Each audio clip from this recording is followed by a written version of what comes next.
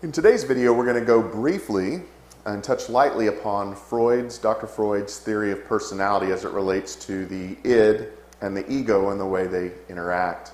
If we want to look at this model, we're talking about a psychological model of the structure of the mind. This does not correspond to places in the brain or to anything about us physiologically. You can't point to a part of the body or the brain and say that's where the id is, and that's where the ego is, and that's where the superego is. This has to do with our mind and Freud's theory about how people live and interact with the world. And he saw three different forces at work within people. He said that we are all born with this basic identity of pleasure seeking, or the id. The id is entirely consumed with self-gratification. If I'm hungry, I want food now. If I am uncomfortable, I want to be made comfortable now. It just wants to meet its needs. It is heedless and regardless of reality going on around it, of other people's needs, of other people's wants, whether it hurts someone else. And Freud would say this is seen most clearly in babies. If they're hungry, they cry. They get fed, they stop crying. If they have a dirty diaper, they cry. If they get changed and are made physically comfortable, they stop crying.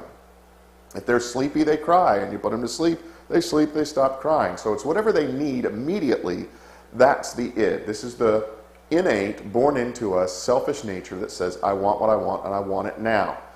It's the aggressive part of us, the pleasure-seeking part of us. It's all of our basic drives, hunger, sex, aggression, whatever. All those basic drives come out and are part of the id, and this is from birth.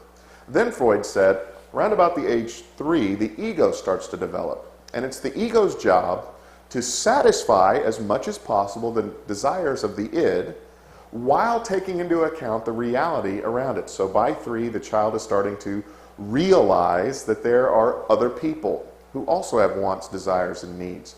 It is also starting to realize that if it immediately tries to gratify itself, sometimes that leads to pain.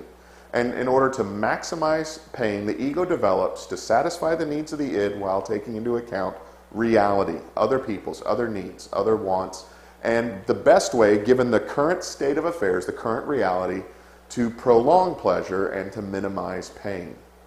So the ego develops to moderate the id, but also to more adequately and over the long haul satisfy the id. So the ego's job, once again, is to meet the needs of the id. The id says, I want, I want, I want.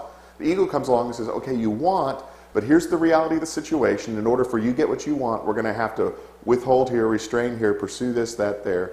And that will lead to long-term pleasure, although it will sometimes hamper short-term gain. And we're going to want to avoid the short-term pleasure seeking, as it may lead to more long-term pain later.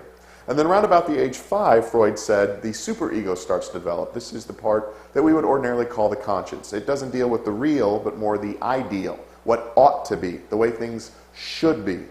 And basically there's this conflict then between the superego, which says this is the way things ought to be based on the morality of society, and the id, which says I want this now, and the ego stands between seeking to rationalize, harmonize, and satisfy both poles. Society says this is the way things ought to be, I want this, here's the way things are right now in reality, how can I keep the superego quiet, keep my conscience placated, and get what I want without long-term hurt based on the reality of the situation now. So the ego is the one who interacts between these opposing forces, but its primary job is to meet the needs of the id, those primal drives of hunger, aggression, intimacy, things like this, to meet those needs, but in a way that deals with reality. So remember, the id is the basic drives. It's based on pleasure, and it wants it now.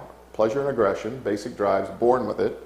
The ego is based on the reality principle. This is the way things are really happening right now. This is the current circumstance. How am I going to meet the current circumstance, satisfy the needs of the id, but not produce prolonged pain? So satisfies the id based on reality. And the superego is the conscience and deals not with the real, but with the ideal, the way things ought to be as it is informed by the current culture and society.